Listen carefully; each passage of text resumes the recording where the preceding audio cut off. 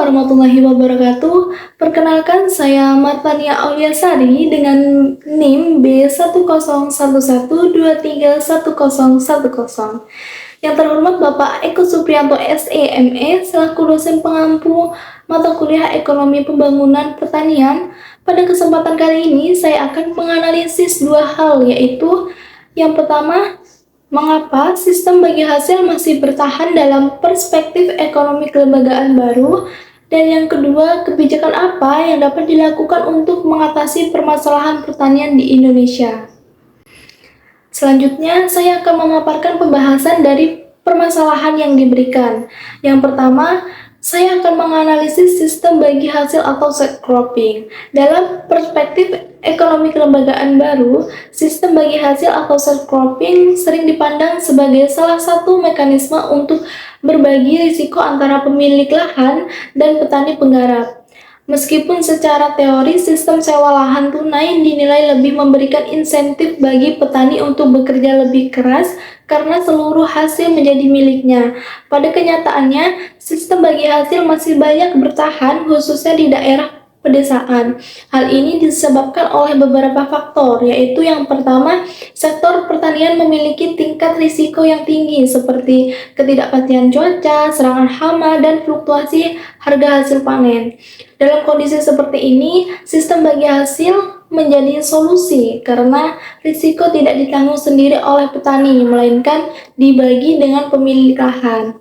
Yang kedua, keterbatasan modal yang dimiliki petani. Banyak petani tidak mampu membayar sewa lahan di awal, sehingga sistem bagi hasil menjadi alternatif yang lebih ringan karena tidak membutuhkan biaya besar di awal. Yang ketiga, adanya hubungan sosial dan kepercayaan yang kuat di masyarakat pedesaan. Sistem bagi hasil seringkali didasarkan pada hubungan jangka panjang antara pemilik lahan dan petani, sehingga biaya transaksi seperti pengawasan dan kontrak formal bisa diminimalkan. Meskipun dalam teori terdapat potensi moral hazard, yaitu petani tidak bekerja secara maksimal, dalam praktiknya hal ini sering dikendalikan oleh norma sosial dan hubungan kepercayaan yang sudah terbangun. Dengan demikian, dapat disimpulkan bahwa sistem bagi hasil tetap bertahan bukan karena paling efisien secara teori, tetapi karena paling sesuai dengan kondisi nyata di pedesaan yang penuh keterbatasan dan risiko. Selanjutnya, kita masuk ke pembahasan yang kedua, yaitu mengenai kebijakan untuk mengatasi permasalahan pertanian di Indonesia. Permasalahan pertanian di Indonesia bersifat kompleks karena melibatkan banyak aspek, mulai dari produksi di lahan atau on-farm, hingga rantai distribusi dan pemasaran atau off-farm. Oleh karena itu, solusi yang diberikan juga harus bersifat menyeluruh.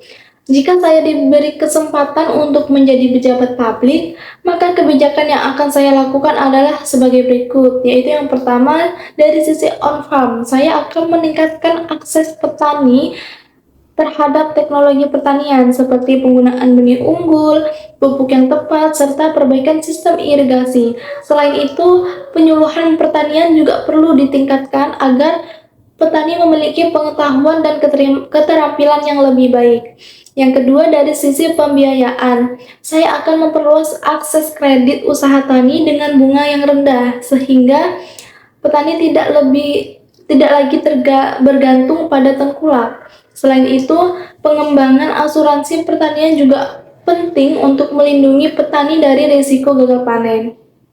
Yang ketiga, dari sisi off-farm, saya akan memperbaiki sistem distribusi dan pemasaran hasil pertanian dengan membangun infrastruktur seperti jalan, gudang penyimpanan, dan pasar. Selain itu, petani juga perlu didorong untuk mengembangkan produk olahan agar memiliki nilai tambah yang lebih tinggi. Yang keempat, dari sisi kelembagaan, saya akan memperkuat peran koperasi dan kelompok tani agar petani memiliki posisi tawar yang lebih kuat, baik dalam memperoleh input produksi maupun dalam menjual hasil panennya. Dan yang kelima, dari sisi kebijakan daerah, pemerintah perlu memberikan dukungan terhadap komoditas unggulan di masing-masing wilayah, sehingga sektor pertanian dapat terus memberikan kontribusi yang signifikan terhadap PDRB. Jadi, dapat disimpulkan bahwa sistem bagi hasil masih tetap bertahan karena mampu menjawab berbagai keterbatasan yang dihadapi petani di pedesaan. Sementara itu, untuk mengatasi permasalahan pertanian di Indonesia, diperlukan kebijakan yang terintegrasi dan menyeluruh, baik dari sisi produksi maupun rantai nilai. Sekian penjelasan dari saya. Terima kasih atas perhatiannya. Wassalamualaikum warahmatullahi wabarakatuh.